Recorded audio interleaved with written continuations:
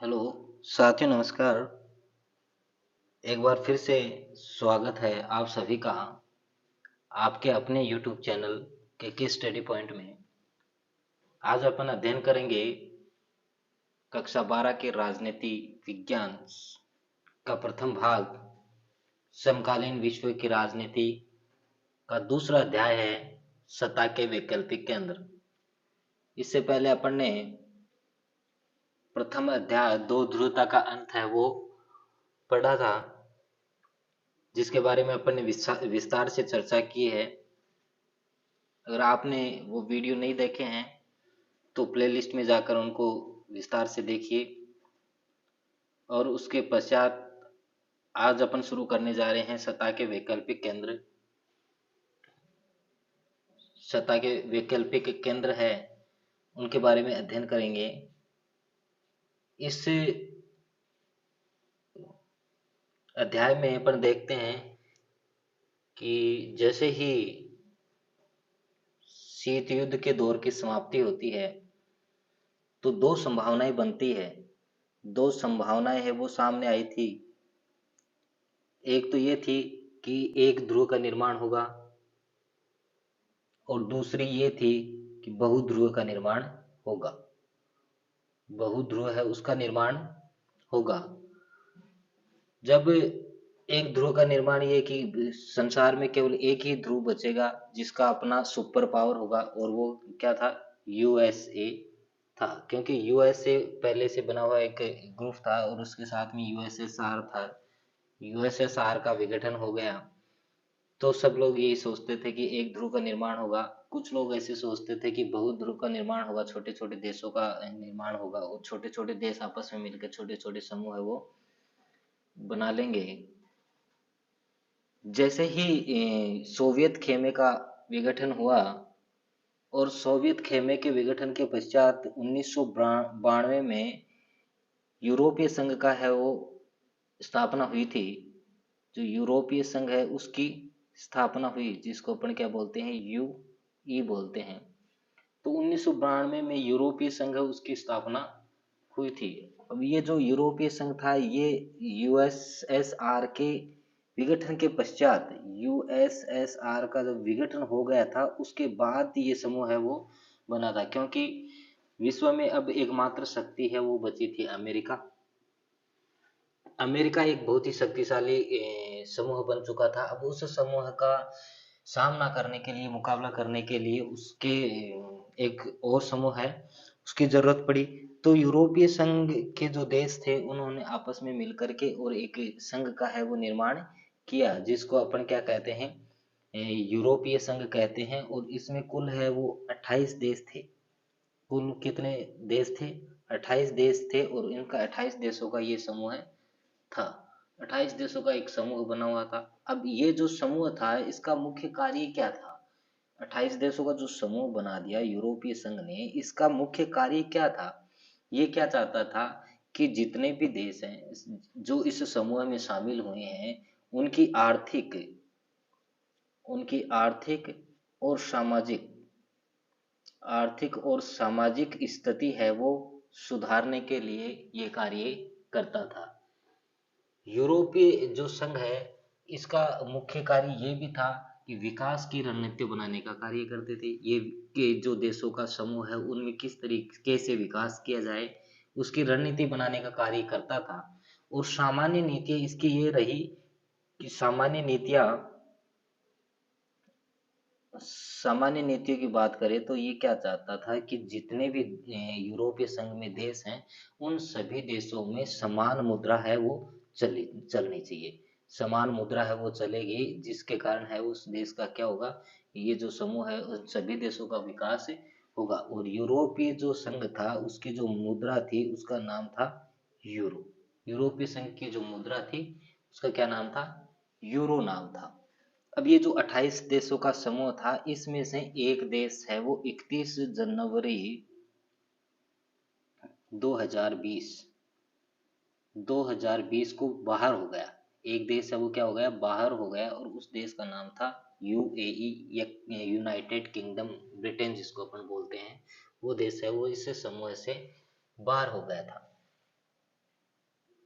तो ये थी इसकी बेसिक जानकारी। अब अपन इसके अध्याय के बारे में विस्तार से चर्चा करते हैं। जब दूसरा विश्व युद्ध समाप्त हुआ, तब यूरोप के अनेक नेता यूरोप के ही सवालों को लेकर परेशान थे। जो दूसरा विश्व युद्ध, वो पहला विश्व युद्ध था, वो 1914 से और 1918 के मध्य लड़ा गया था। दूसरा विश्व युद्ध था वो 1939 से 1939 से लेकर 1945 तक लड़ा गया था। दूसरा विश्व युद्ध था वो 1945 तक लड़ा गया था। ठीक है। उसके बाद में जो द्वितीय विश्व युद्ध है वो समाप्त हो गया था। उसके बाद 1945 से और 1991 तक, 1945 से लेकर के और 1991 तक शीत युद्ध का दौर चला था। शीत युद्ध का दौर अपन को पता है, यूएसए और यूएसएसआर के मध्य जो युद्ध चला था, जो रक्त रंजित युद्ध नहीं था, केवल अखबार, मीडिया, पत्रकारिता इन आदि के माध्यम से जो युद्ध लड़ा गया था, जिसको अपन शीत युद्ध कहते हैं। और शीत युद्ध की समाप्ति है वो 1991 में हो गई थी। और 1991 में जैसे शीत युद्ध की समाप्ति हुई और उसके पश्चात यूरोपीय संघ है उसका गठन हुआ था। तो दूसरा विश्व युद्ध जैसे ही समाप्त हुआ, तब यूरोप के अनेक ऐसे नेता थे जो यूरोप को लेकर अनेक सवाल है वो अनेक सवालों को लेकर परेशान थे। दूसरे विश्व युद्ध ने उन अनेक मान्यताओं और व्यवस्थाओं को ध्वस्त कर दिया जिसके आधार पर यूरोपीय देशों में आपसी संबंध बने थे। जैसे ही दूसरा विश्व युद्ध हुआ, उससे उनके बीच की जो मान्यता और इनकी जो व्यवस्थाएं थी, देशों की व्यवस्थाएं थे, वो पूरी तरीके से ध्वस्त हो गई, बिगड़ गई। जिसका आधार है वो यूरोपीय देश आपस में क्या संबंध बना के रखे हुए थे। 1945 में 1945 के बाद यूरोप के देशों में मेल मिलाप को शीत युद्ध से मदद मिली थी। 1945 के बाद, जैसे 1945 में द्वितीय विश्व युद्ध समाप्त हो गया था, उसके बाद में यूरोप के जितने भी देश थे उनको शीत युद्ध से मेल मिलाप की मदद मिली थी। आपस में मिल करके वो करने के लिए तैयार हुए थे।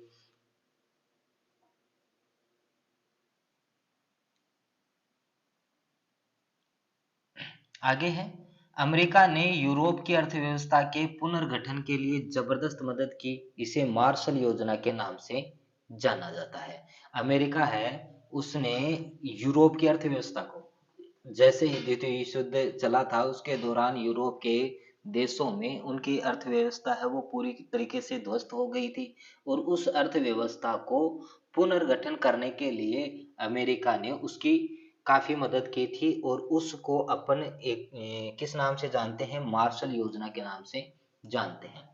अमेरिका ने नाटो के तहत एक सामूहिक सुरक्षा व्यवस्था को जन्म दिया। नाटो एक समूह था जो अमेरिका के द्वारा स्थापित किया गया था और इसके तहत सामूहिक सुरक्षा व्यवस्था को जन्म दिया था। सामूहिक सभी की सुरक्षा करना और उसकी व्यवस्था बनाए रखने का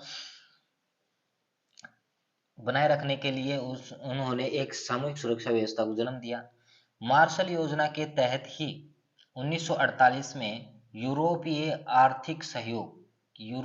आर्थिक सहयोग संगठन की स्थापना की गई, जिसके माध्यम से पश्चिमी यूरोप के देशों को आर्थिक मदद दी गई। मार्शल जो योजना थी, उस योजना के तहत ही मार्शल योजना के तहत ही क्या किया गया कि यूरोप है उसकी आर्थिक सहयोग करने की और संगठन बनाया गया, जिससे पश्चिमी यूरोप के जितने भी देश थे उन देशों की आर्थिक मदद है वो की गई थी। और 1949 में गठित यूरोपीय परिषद राजनीतिक सहयोग मामले में एक अगला कदम साबित हुई। 1949 में एक यूरोपीय परिषद का गठन किया गया जो राजनीतिक सहयोग और मामलों में सहयोग करने में अगला कदम है वो साबित हुई थी। आगे है यूरोपीय संघ की विशेषताएं। यूरोपीय जो संघ था उसकी क्या विशेषताएं थी? तो पहली विशेषता है, यूरोपीय संघ के रूप में समान विदेश और सुरक्षा नीति, आंतरिक मामले तथा न्याय से जुड़े मुद्दों पर सहयोग और एक समान मुद्रा के चलन के लिए रास्ता तैयार हो गया था। यूरोपीय संघ में समान विदेश नीति, समान सुरक्षा नीति और आंतरिक जितने भी मामले थे, सुरक्षा की नीति थी, जो यूरोपीय संघ था, जो 28 देशों का एक संघ बनाया गया था, उस पूरे संघ के अंदर अगर किसी भी देश पर कोई किसी प्रकार का हमला होता है, तो पूरा जो संघ है वो उसकी सुरक्षा करने का कार्य करेगा। आंतरिक मामले जो होते हैं उनको निपटाने का कार्य करेगा और न्याय से जुड़े जो मुकदमे होंगे उसमें सहयोग करेगा। और इसी के साथ साथ सभी में समान मुद्रा है वो उसका चलन होगा, समान मुद्रा का चलन होगा। यूरोपीय जो संघ है उसकी समान जो मुद्रा थी वो क्या थी? यूरोपीय संघ की जो मुद्रा थी वो यूरो थी। यूरो है वो यूरोपीय संघ की क्या थी? मुद्रा थी। और समान मुद्रा होने के कारण इस जो संघ है ये सोचता था कि जब मुद्रा समान होगी तो सभी देशों का विकास है वो समान रूप से होगा। एक लंबे समय के में बना यूरोपीय संघ आर्थिक सहयोग वाली व्यवस्था में बढ़कर ज्यादा से ज्यादा राजनीतिक रूप लेता गया। एक लंबा समय 1992 से स्टार्ट होता है और एक लंबे समय के पश्चात ये जो यूरोपीय संघ है उसमें आर्थिक व्यवस्था को बढ़ करके और ज्यादा से ज्यादा राजनीतिक रूप है वो लेता गया। अब यूरोपीय संघ स्वयं काफी हद तक एक विशाल राष्ट्र राज्य की तरह ही कार्य करने लगा। कि जो यूरोपीय संघ है उसमें बहुत सारे देश जुड़ गए और जुड़ने के बाद में अब ये एक अपने आप में बहुत बड़ा और विशाल राष्ट्र बन गया और विशाल राज्य की तरह कार्य करने लगा। क्योंकि एक तरफ है वो शक्तिशाली है वो अमेरिका बचा था और अमेरिका है उसका सामना करने के लिए यूरोपीय संघ ने इस तरीके के यूरोपीय संघ बना। और ये जो यूरोपीय संघ है वो अपने आप में एक विशाल और ताकतवर बन गया। यूरोपीय जो संघ है का एक संविधान यूरोपीय संघ का एक संविधान बनाने की कोशिश तो असफल हो गई। जो यूरोपीय संघ है ये जो संविधान बनाना चाह रही थी अपना जो संविधान है वो तो नहीं बना पाई, उसमें तो असफल हो गई। लेकिन इनका स्वयं का अपना क्या है? झंडा है। किसका? यूरोपीय संघ का अपना झंडा है, अपना गान है, स्थापना दिवस है और अपनी यहाँ की एक मुद्रा है जिसको अपन किस नाम से जानते हैं? यूरो के नाम से जानते हैं। अन्य देशों से संबंध के मामले में इसने काफी हद तक साझी विदेश नीति और सुरक्षा नीति भी बना ली थी। अन्य देशों के साथ किस तरीके के संबंध होंगे, आस पड़ोसी जो देश हैं उनके साथ इस संघ के किस तरीके के संबंध होंगे, ये साझी विदेश नीति को और सुरक्षा नीति को अपनाना अपनाने की क्या नीति बना ली। नए देशों को शामिल करते हुए यूरोपीय संघ ने सहयोग के दायरे में विस्तार की कोशिश की और साथ ही साथ जो नए देश थे उनको शामिल करने में नए देशों को शामिल करके और सहयोग के दायरे को विस्तार किया, सहयोग के दायरे को बढ़ाया। और नए जो सदस्य थे उसमें मुख्यतः जो सदस्य थे वो भूतपूर्व सोवियत खेमे के थे। नए सदस्य नए जो सदस्य थे वो भूतपूर्व सोवियत खेमे के सदस्य थे। क्योंकि जो सोवियत संघ था उसमें कुल जो देश थे 15 देश। अब जो सोवियत संघ का विघटन हो गया तो नए देशों का उदय हुआ था और उसके बाद में जो यूरोपीय संघ बना था उस यूरोपीय संघ में ही ये देश है वो धीरे धीरे मिलने लगे और उन्होंने अपने सहयोग के दायरे को विस्तार किया। उसके बाद में है यूरोपीय संघ के प्रभाव। यूरोपीय संघ है उसके प्रभाव क्या रहे? तो देखो यूरोपीय संघ के क्या प्रभाव रहे। यूरोपीय संघ का आर्थिक प्रभाव था, राजनीतिक था, कूटनीतिक था और सैनिक प्रभाव बहुत ही अच्छा था, जबरदस्त था। यूरोप आर्थिक प्रभाव भी थे, राजनीतिक भी थे, कूटनीतिक भी थे और सैनिक प्रभाव भी थे।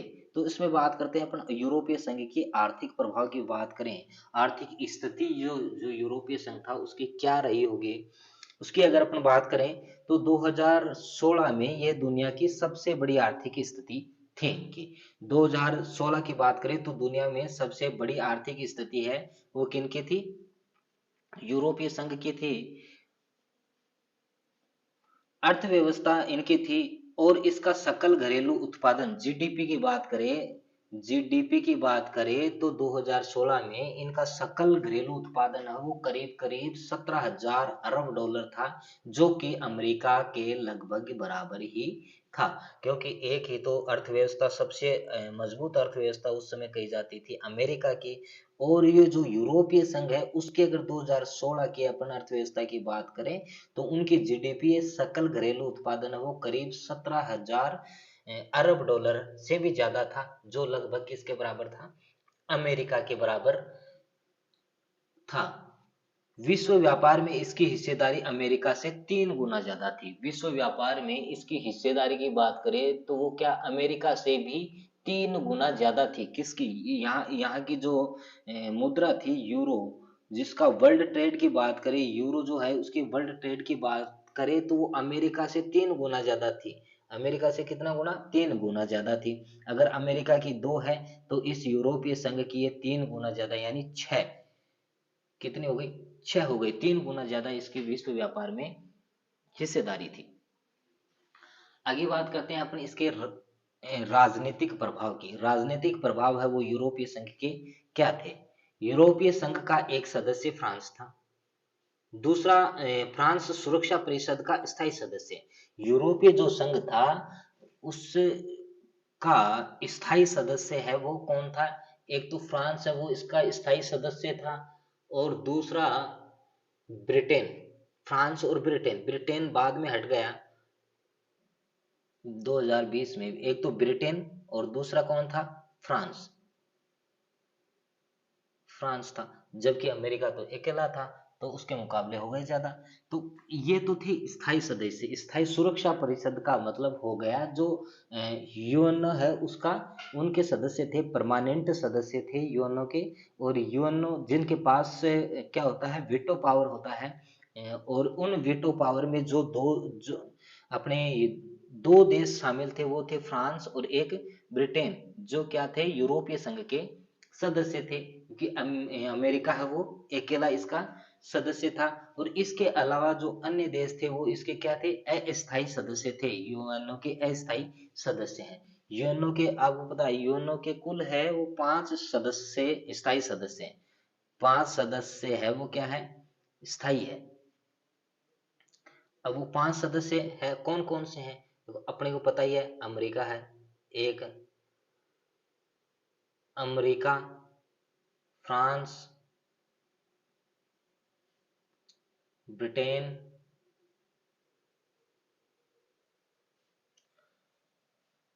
चाइना है, चीन है और रशिया है। रशिया। ये जो 5 स्थायी सदस्य हैं इनमें 2 सदस्य तो यूएस अपने यूरोपीय ग्रुप के ही शामिल हो गए। 2 सदस्य यूरोपीय देश के क्या हो गए? शामिल हो गए। इसके साथ ही कुछ अस्थायी सदस्य भी इसके हैं। चीन के साथ मानव अधिकारों के उल्लंघन और पर्यावरण विनाश के मामले पर धमकी या सैनिक शक्ति का उपयोग करने की जगह कूटनीति, आर्थिक निवेश और बातचीत की इसकी नीति ज्यादा प्रभावी साबित हुई। चीन के साथ मानव अधिकारों के उल्लंघन करने की बात या पर्यावरण विनाश से संबंधित जो धमकी होती है उसके लिए सैनिक शक्ति का उपयोग करने की बजाय कूटनीति या आर्थिक निवेश और बातचीत से मसले को हल करने का की जो नीति थी वो प्रभावी साबित हुई। आगे है यूरोपीय संघ के सैनिक प्रभाव क्या थे? यूरोपीय संघ के पास दुनिया की दूसरी सबसे बड़ी सेना है। यूरोप का जो संघ था उसके पास दुनिया की है दूसरी सबसे बड़ी सेना है। इसका कुल रक्षा बजट अमेरिका से भी अधिक है। अमेरिका के बाद सबसे अधिक है ये, यहाँ अमेरिका के बाद कुल जो रक्षा बजट है वो अमेरिका के बाद सबसे अधिक है। सबसे बड़ी सेना है अमेरिका के पास, और उसके बाद में यूरोपीय संघ है उसके पास थी, जिसका बजट है वो अमेरिका के बाद दूसरा है। यूरोपीय संघ के देश फ्रांस के पास परमाणु हथियार हैं, और अनुमान है कि इसके पास करीब 335 परमाणु हथियार हैं। किसके पास? फ्रांस के पास। इसके साथ ही अंतरिक्ष विज्ञान में संचार प्रौद्योगिकी के मामले में भी यूरोपीय संघ दुनिया में दूसरा स्थान रखता है। अंतरिक्ष विज्ञान के मामले में जैसे अंतरिक्ष में भी चंद्रयान वगैरह है, इस तरीके के प्रयोग है वो करने में। और इसके अलावा संचार प्रौद्योगिकी में आईटी के क्षेत्र में भी यूरोपीय संघ है वो दुनिया में दूसरे स्थान पे है। अब इसकी सीमाएं क्या है, इसकी क्या कमियां थी? अनेक मामलों में इसके सदस्य देशों की अपनी विदेश नीति और रक्षा नीति है जो कई बार एक दूसरे के खिलाफ भी होती है। कई मामले ऐसे हैं जिनमें इस समूह में अलग-अलग देश जो हैं, उनकी रक्षा नीति और विदेश नीति आपस में टकरा जाती है, जो एक दूसरे के क्या हुए, खिलाफ हुई। और ये जो विदेश नीति है, इसको और आगे क्या दिए, यूरोप के कुछ हिस्सों में यूरो को लागू करने के कार्यक्रम को लेकर काफी नाराजगी है। कुछ हिस्सों में जैसे स्वीडन और डेनमार्क, स्वीडन और जो डेनमार्क है, इसने क्या किया कि यूरो जो मुद्रा है उसको एक्सेप्ट करने से नकार दिया। यूरो है उसको भी एक्सेप्ट करने से क्या कर दिया, नकार दिया। ऐसे ही इनकी जो नीतियां है वो भी एक दूसरे से आपस में कई बार वो खिलाफत में हो जाती। वहीं मतदाताओं ने मतदाताओं कारण है कि ब्रिटेन की पूर्व प्रधानमंत्री मार्गरेट थैचर ने ब्रिटेन को यूरोपीय बाजार से अलग रखा और इससे विदेश और रक्षा मामले में काम करने की यूरोपीय संघ की क्षमता है वो सीमित हो गई। जैसे ही इस तरीके से कुछ मतभेद इनमें होते गए, जिससे कि इनकी विदेश और रक्षा मामलों में काम करने में कुछ यूरोपीय संघ की शक्ति है वो क्षमता है वो कम हो गई। ये इसके यूरोपीय संघ की स्थापना किस तरीके से हुई, किस तरीके से कार्य करता है, किया उसने, और इसके बारे में एक टॉपिक था, ये था। उसके बाद में नया टॉपिक है दक्षिण पूर्वी राष्ट्र के संगठन। दक्षिण पूर्वी राष्ट्र है उसका संगठन है वो किस तरीके से, वह दक्षिण पूर्वी राष्ट्रों का संगठन, जिसको अपन क्या कहते हैं, आसियान कहते हैं। जो दक्षिण पूर्वी एशियाई जो देश थे उन्होंने आपस में मिलकर एक संगठन बनाया जिसका नाम क्या है, आसियान। उसका नाम है आसियान। इसके अंदर कुल है वो 10 देश थे, उनको शामिल किया गया। 10 देशों का एक समूह था जिसको अपन क्या कहते हैं, आसियान है वो कहते हैं। दक्षिण पूर्व एशियाई राष्ट्रों का संगठन आसियान, और इसका पूरा नाम भी कई बार अपन आपको परीक्षा में पूछ लेते हैं। दक्षिण एशियाई क्षेत्र क्या थे, दूसरे विश्व युद्ध से पहले और बाद में यह हिस्सा बार बार यूरोपीय और जापानी उपनिवेशवाद का शिकार होता गया। दूसरे युद्ध के पहले और बाद में दक्षिण पूर्वी एशिया के जो देश थे वो दूसरे विश्व युद्ध है उसके पहले और बाद में है वो बार बार यूरोप और जापानी उपनिवेशवाद है उसका शिकार होता गया। युद्ध समाप्त होने पर इसे राष्ट्र निर्माण, आर्थिक और गरीबी जैसी समस्याओं का सामना करना पड़ा। आर्थिक पिछड़ापन,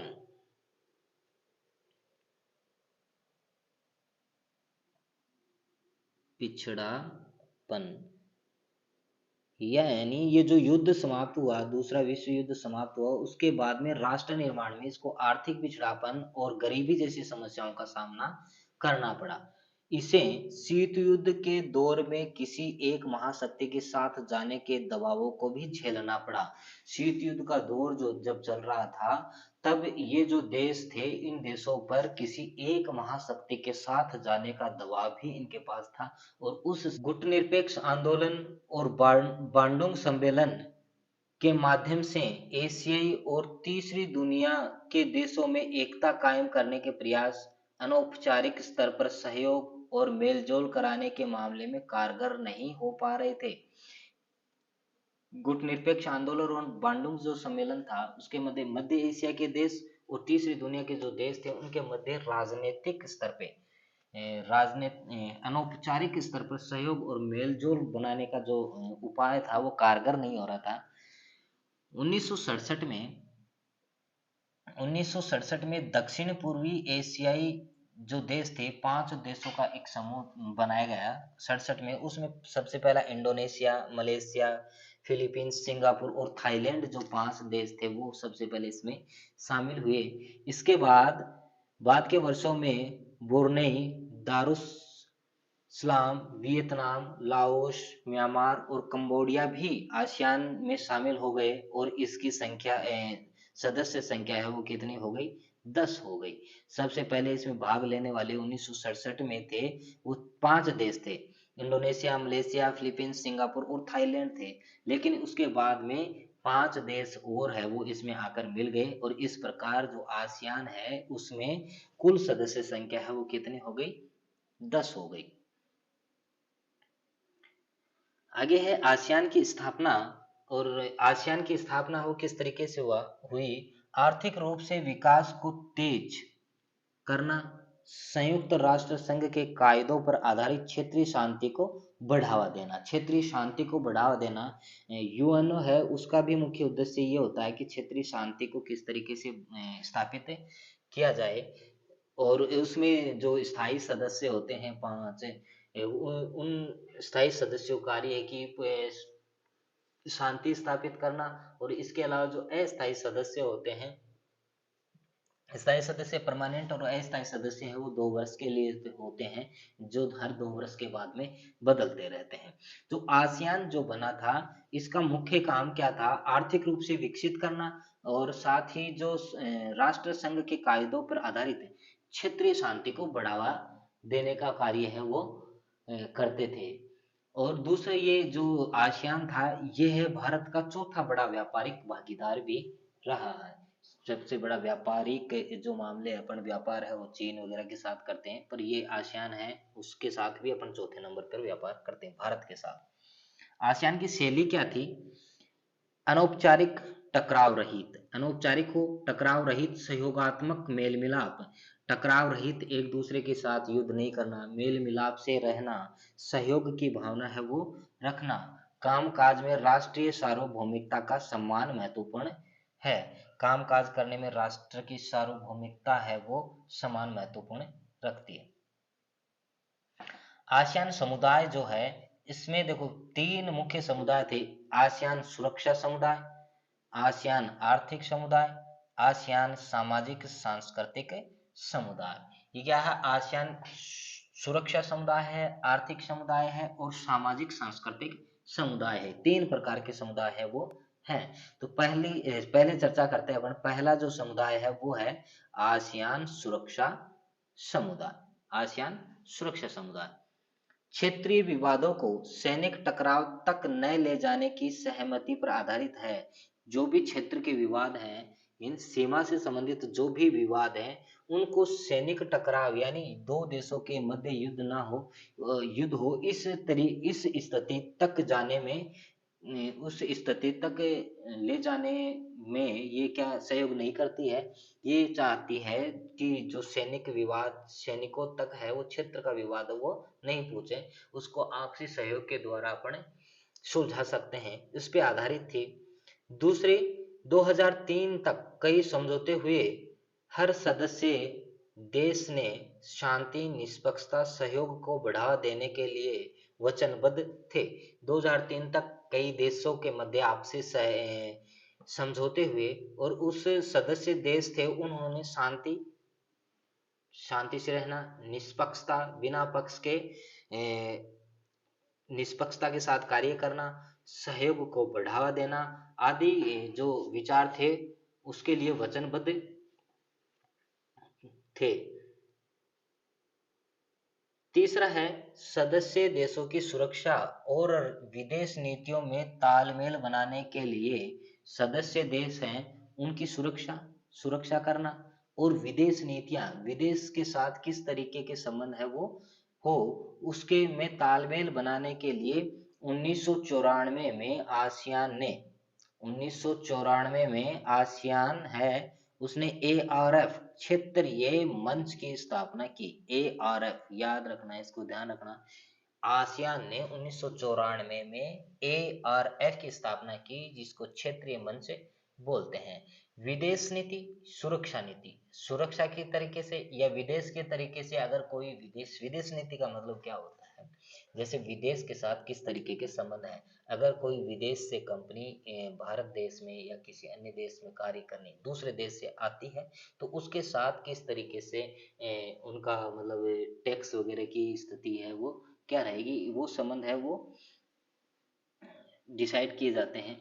और उसके बाद में है आसियान की आर्थिक समुदाय। दूसरा नंबर का है वो आसियान का क्या है? आर्थिक समुदाय है।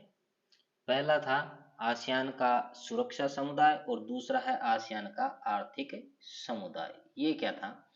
सदस्य देशों का साझा बाजार और उत्पादन तैयार करना, इस इलाके की सामाजिक और आर्थिक विकास में मदद करना। जितने भी सदस्य देश थे, कितने 10 जो सदस्य देश थे, उनका साझा बाजार हुआ और उत्पादन है वो तैयार करना, जो भी प्रोडक्ट है तैयार करना, उत्पादन है वो तैयार करना, इस इलाके की सामाजिक और आर्थिक विकास में मदद करना। ये जो देश हैं, 10 देशों का समूह है, इस इलाके में और ये जितने भी देश हैं उसकी सामाजिक और आर्थिक विकास करने में मदद करना।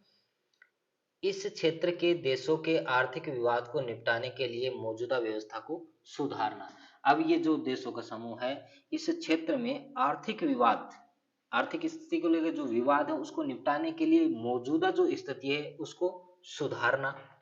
निवेश, श्रम और सेवाओं के मामले में मुक्त बाजार क्षेत्र बनाने के प्रयास करना। मुक्त बाजार क्षेत्र बनाने का प्रयास करना। अब ये मुक्त बाजार क्या होता है? मुक्त बाजार का मतलब क्या हुआ? मुक्त बाजार क्षेत्र है वो बनाने का कार्य करना, मतलब एक दूसरे देश में आने जाने के लिए वीजा और पासपोर्ट वगैरह की जरूरत है वो नहीं पड़ेगी। इस बात पर बातचीत की पहल चीन और अमेरिका ने कर दी थी। इस बात पे बातचीत करने की पहल वो चीन और अमेरिका ने शुरुआत कर दी थी। अब आसियान का जो प्रभाव है वो क्या था? इसके विजन दस्तावेज 2020 में अंतर्राष्ट्रीय समुदाय में आसियान की एक बहुमुखी भूमिका को प्रमुखता दी गई। विजन दस्तावेज था 2020 का, उसमें अंतर्राष्ट्रीय समुदाय में आसियान की एक बहुमुखी भूमिका को प्रमुखता दी गई। टकराव की जगह बातचीत की नीति से आसियान ने कंबोडिया के टकराव को समाप्त कर दिया। आसियान जो देशों का समूह है और इसमें कंबोडिया जो बाद में इसमें मिला था, बातचीत के द्वारा आसियान जो है उसने कंबोडिया के साथ जो टकराव की स्थिति थी उसको समाप्त कर दिया। पूर्वी तिमोर के संकट को संभाला। पूर्वी एशियाई सहयोग पर बातचीत के लिए 1999 से नियमित रूप से वार्षिक बैठक आयोजित की गई। पूर्वी सहयोग पर बातचीत की और उससे 1999 के बाद में एक नियमित बैठक है वो आयोजित की गई। 2010 में आसियान भारत मुक्त व्यापार क्षेत्र व्यवस्था लागू हो गई थी। भारत मुक्त व्यापार क्षेत्र व्यवस्था है वो लागू हो गई थी। उसके बाद में आसियान की ताकत अपने सदस्य देशों, सहभागी सदस्यों और बाकी गैर क्षेत्रीय संगठनों के बीच निरंतर संवाद और परामर्श है। आसियान की जो ताकत है वो इसके जो 10 सदस्य देश थे उनके साथ सहभागिता स्थापित करना और बाकी जो गैर क्षेत्रीय संगठन थे उसके बीच निरंतर संवाद, बातचीत और परामर्श से कार्य करने पे आधारित है। इसी के साथ अपने ये पहला भाग वो समाप्त हुआ। इसके बारे में अपन ने विस्तार से चर्चा की और इसके आगे का अध्याय है वो अपन नेक्स्ट वीडियो में विस्तार पूर्वक अध्ययन करेंगे। आप इस चैनल पे अगर नए हो तो इस चैनल को ज़्यादा से ज़्यादा लाइक कीजिए, शेयर कीजिए और सब्सक्राइब कीजिए। मिलते हैं नए टॉपिक के साथ अगले वीडियो में। धन्यवाद।